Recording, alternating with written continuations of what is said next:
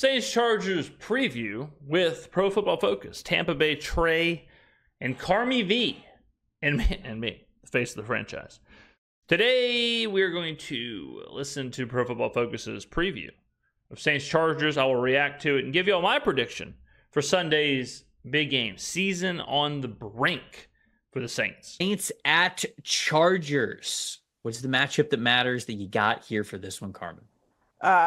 I would say, so first of all, the real matchup is the fact that the Saints are getting healthy, right? The matchup that matters is the fact that the Saints are getting back Taysom Hill, Chris Olave.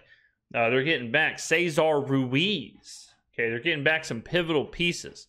Some pieces, Lucas Patrick, ladies and gentlemen, some pieces that they have not had. I would say that is the biggest story. If I had to pick another matchup, I would probably pick the Saints' run defense versus the Chargers' rushing attack. The Chargers can't do nothing offensively. They average like 17 points a game. All right? They have not proven they can run the ball on good teams. Now, the question I'm asking you today is the Saints' defense a good defense, or is it absolute ass plus cheeks? Because right now, it's leaning towards that other one because it's giving about 7 yards a carry. Okay, not good enough. Now, it's kind of hard for me to believe that the Saints defense has fallen off that fast, but at some point, I have to look at the numbers and say, well, okay, they have fallen off that fast. So 10 days of rest for the Saints, 5 days of rest for the Chargers. That's another matchup that we need to be talking about. It's a scheduling spot. If there was ever a time for the Saints to get right, it is this game right here, ladies and gentlemen. And I've talked myself into the Saints winning this game, by the way. I already have Saints plus 7.5, but I'm liking what I'm seeing in the matchup. The constant on the Saints offense is Alvin Kamara. And that's what you need to contend against, especially now that he signed this big contract, this new deal. I don't know how they're doing it. I don't Where are they getting the money from? How many times I got to tell y'all? It's fugazi. The salary cap, the whatever, it's all phony. It's phony. All right? The Arizona Cardinals signed Kyler Murray and Cliff Kingsbury to back-to-back huge-ass deals. A week later, they fired Cliff Kingsbury. No one has any clue where that money went, what happened to it, what they did with it. No one knows and no one cares. Devontae Adams, he signs a huge deal with the Raiders. $30 million here, $30 million there, $8 million dead cap here, $8 million dead cap there. He gets traded. Who the hell knows what's going on? Deshaun Watson signs a $300 million guaranteed contract, $70 million dead cap hit next year, $70 million dead cap the next year. I have a sneaky feeling the Browns are going to find a way out of that contract, and they'll still be able to turn the lights on at the stadium. No NFL team has ever went to play on a Sunday, and the league said, halt, stop. Your monopoly money is no good. You shall not pass go. It's never happened. Contracts have all been signed, all been paid, we think. The league is played every single Sunday. Salary cap, fugazi. Okay? If you're still believing in first-round draft picks or salary caps, wake up, Peter Pan. They're $81 million in the red when it comes to. John Gruden signed a $100+ million deal with the Raiders and got equity in the team. See ya. Canned his ass. Who knows where that money is? Salary cap. What are you doing? I love Alvin Kamara as much as the next guy. What are you doing? How are you doing this? I do not understand it. That was the biggest shock, and not because I didn't think that they wanted to keep Alvin Kamara, but because of, they're in cap hell. The Saints are in cap hell every single year. Like, there is creative accounting, and then there's... The Saints were in cap hell the year that they signed their $100 million quarterback, Derek Carr, by the way. Whatever happens down on the bayou, because this is something that I just do not understand where the money is coming from, how they're shifting around. They literally just do enough to live another day, to live another year after year. It's so stressful. Dave says in the chat, Mardi Gras is a front for the money for the Saints. Prove me wrong. I can't do it. I can't, Dave. I can't do it. You're right. That's probably, there's collection tins that go around at Mardi Gras. Is the one that's been there. It's really just for Alvin Kamara's contract. They're tithing for Alvin Kamara's contract. Yeah. Sorry, I didn't mean to Honestly, derail you. Go ahead. I mean, the Saints are a religion in New Orleans. That's true, they are. So I wouldn't be surprised if the tithes are not paid to the Catholic Church in New Orleans and instead they're paid to New Orleans Saints. This went really far off what I was going to say, but it's Alvin Kamara versus this Chargers front seven and how they can contend with everything that Alvin Kamara does. It's not fair to single out whether, are they good against the rush? Are they good against the pass?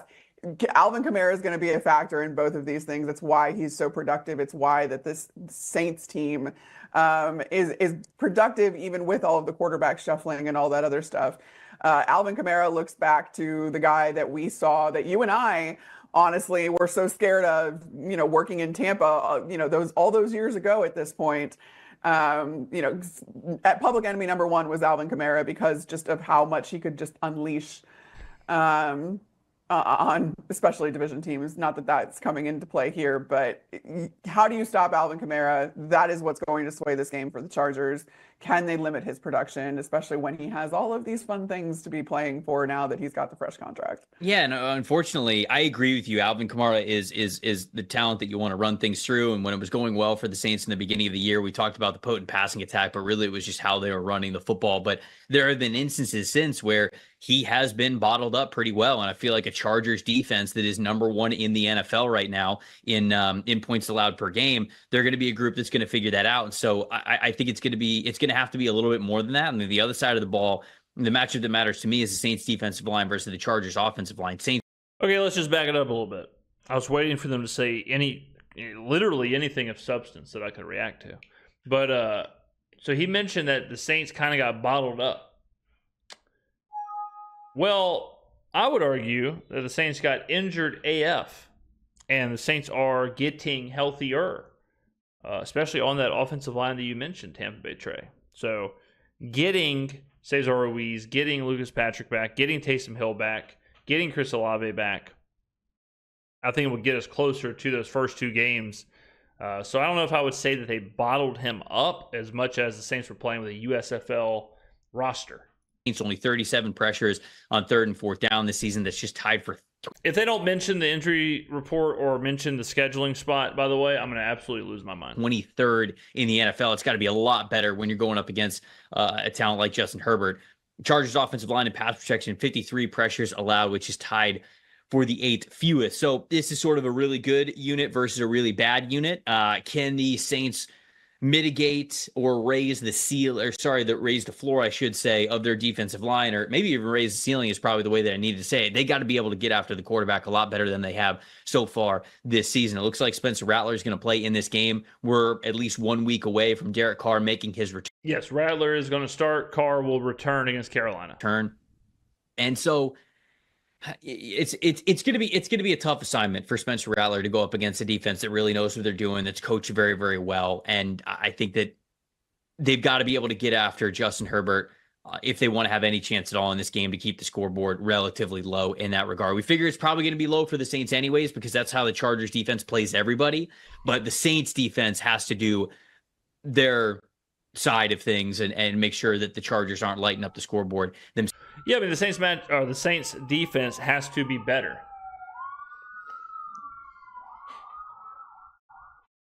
The Saints defense has to be better. We can't allow 7 yards per carry. We can't allow 7 yards per play. Can't get absolutely gouged on the ground.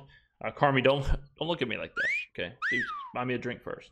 But yeah, I mean, the defense has to exist. Okay, the Saints defense. Who is the Saints defense? Is the Saints defense the trash can that gives up 8 yards per play, that gets absolutely rolled by the likes of Sean Tucker and Javonte Williams? Or are they the top 10 unit coming in that we thought they were coming into the season? Maybe they're somewhere in between. Maybe they're closer to 15 than they are to 10, but I would rather them be 15 than 32. Themselves, which kind of goes into my plus factor, because the player that I think really needs, rather than be 15 than 32, whoo, sound like Michael Jackson. Whoa, I'm on a whole different level. To step up, or continue to step up, is probably the way to say it, for the Los Angeles Chargers is Ladd McConkey. Most catches on the team, gaining 10 or more yards. He is how this passing attack stays potent. So it's not a super explosive offense for the Chargers, but where they have Hasn't McConkey been banged up? Hadn't he been hurt? Somebody double check that for me. success, it does typically come from Ladd McConkey, and that's, in my opinion, the way that they're going to have to continue to do things to score enough points to win this game. So I'll say McConkey in this one. Yeah, I said the same, honestly, because you've been a run-first offense. We know that that was going to happen out of a Jim Harbaugh-led team. By the way, they're 21st DVOA in rushing offense, so they might be the worst run-first offense that I keep hearing about in NFL history. But now you need to be more productive out of that. So if it's not going to come via the ground, then you need to get the pass game involved. And by the way, you have a guy like Justin Herbert, who is one of those guys that just looks built in a lab to play quarterback. And we know the capability that he has. Please unleash him a little bit more. I get it. You can still be a run-first offense, but the way that you're going to get chunk plays, the way that you're going to get production, the way that you're going to put points on the board, which is what they've struggled with this year, is through the pass game. And it's certainly, especially against a team that maybe like you haven't done it yet as much. So whatever team you decide to kind of flip the script on, that's going to come as something that they didn't necessarily prepare for. So get Ladd McConkey involved. If I was in the Chargers coaching room, I probably wouldn't pick this game to try and get Ladd McConkey involved, since the Saints have, a good passing defense, good secondary, and have yet to show that they can stop the run. So I don't know if this is exactly the team you want to attack in the air. I would probably try and attack them on the ground. I really like him. I think he's going to be good. I think he already is good. Yes. And clearly, I think when you see the success of the passes 10 or more yards, like he's the guy who's leading the way. So is he a wide receiver one for this team moving forward? I don't know about that, but he is going to be a really good part of their passing attack moving forward. And I think it could be a stud slot receiver. I think Ladd McConkey can be used in a lot of ways, like what Josh Downs is being used at with the Indianapolis Colts, where a lot of people don't think, I can't build a passing attack around a smaller slot receiver like that. And I don't know. I think you can. So as the Chargers continue to get different, better pass catchers in there over the next couple of years, I think McConkey is going to be a constant there as a slot receiver for them. Okay, let's go ahead and cover the stuff that they didn't cover. Scheduling spot. The Chargers are on 5 days rest. The Saints are on 10-day rest. That is the maximum rest versus minimum rest. That is a great spot for the Saints. Next, Taysom Hill is back. The New Orleans Saints look completely different with Taysom Hill on the field than they do without Taysom Hill. Without Taysom Hill, they can't do anything. With Taysom Hill, they're a very unique and very fun, creative offense. Chris Olave is back. This is the first time Spencer Rattler will have Chris Olave for more than 3 plays, and no longer will Mason Tipton and Bub Means be his 1 and 2 receiver. Okay, let's just continue here. Is that all I have? Oh, no, offensive line. Offensive line has been horrific. Connor McGovern has been our best offensive lineman. Now Cesar Ruiz back, Lucas Patrick back. Should give Spencer Rattler in this offense the closest it has been to health since early in the NFL season. Let me keep going here. The Chargers running attack. J.K. Dobbins averaged 13 yards a carry against the Raiders, 7 yards a carry. The first 2 games since then, he has yet to have over 4 yards a carry in any game. He's yet to have over 100 yards in any game. So will the real Los Angeles Chargers please stand up? Are the Chargers a good running offense, or are the Chargers actually kind of just mid as hell? The Chargers give up about 14 yards per game, or 14 points per game. They score about 17 points per game. Is that good enough in the NFL? I would say no. It is good enough whenever you are playing teams like the Raiders and teams like the Panthers and teams like the Broncos, who are the 3 teams that the Chargers have wins against. It is not good enough against the rest of the NFL. But James, the Saints offense, I just told you the Saints offense is back. I just told you the Saints offense is healthy. I just told you the Saints offense looks totally different with Taysom Hill, Chris Olave, and the offensive line. But if you must quit slobbering all over your keyboard, the Saints did score 27 points in the first half against the Bucs. 27 points in the first half is more than likely going to beat this Chargers team. So I hope I covered all the stuff that Pro Football Focus, Chris Collinsworth, get your group together. What are they doing out there, son? That they completely forgot to mention. It's, now I'll go on a bit of a tangent here. I've had one extra cup of coffee, so I'll say this before I ascend to the heavens. I understand these channels who are aggregate channels, who just have to talk about every team and talk about all this stuff. But to do a preview of a game and not mention Taysom Hill coming back, Chris Olave coming back, or the offensive line coming back, or mention the scheduling spot is absolutely bananas and pajamas. And it's shocking. I personally, this is something that I always say about ESPN. I cannot stand when Stephen A. Smith or whoever gets up there and says, I like the Baltimore Ravens this week. Why? Well, they have Lamar Jackson and Derrick Henry. I know that. I know who's on the roster. Give me more. What's the keys to stopping Baltimore? They need to limit Lamar Jackson. No shit. Yes, absolutely. They do need to limit Lamar Jackson. Great start. Fantastic. How are they going to do that? Can we go a little deeper than that, please? Blows my mind when that's the analysis. Absolutely shocking. It is what it is. I mean, that's why we try and go a little deeper with this stuff. I covered some DVOA in my other video about the Chargers and Saints. Chargers, good defense, both sides, rushing and pass defense. I think they were around 10th DVOA. Saints have been a little worse recently here. Again, the injuries, who the hell knows what the real delta is for the Saints. Chargers rush offense, though, that is something that in my research I'm a little hesitant about, because I keep hearing about how good the Chargers run offense is, but they have yet to show it. They showed it against Carolina, and they showed it against. Isn't it funny, ladies and gentlemen? It shows you how a narrative gets built out. Isn't it funny that people are like, well, the Saints' first two games were against the Panthers and the Cowboys, so you got to throw those out. Those are nothing games. But then you see this Chargers team, and they go nuts against the Panthers and the Raiders, and everyone's like, man, this team's just a great rushing offense. And they have not done a single thing rushing since then. But no one's saying, well, we might have to throw these games out. No one is saying, hey, guys, maybe the Chargers' rushing offense is actually horrible, because the only time they've actually had over 4 yards of carry is against the worst teams ever. And they played the Cardinals last week, and the Cardinals are horrible defensively. And they average 2.7 yards a carry. So something's not adding up here. But you don't really hear about that, because people like that Jim Harbaugh's kooky, and they like that he wears khaki pants and says funny things. It's crazy.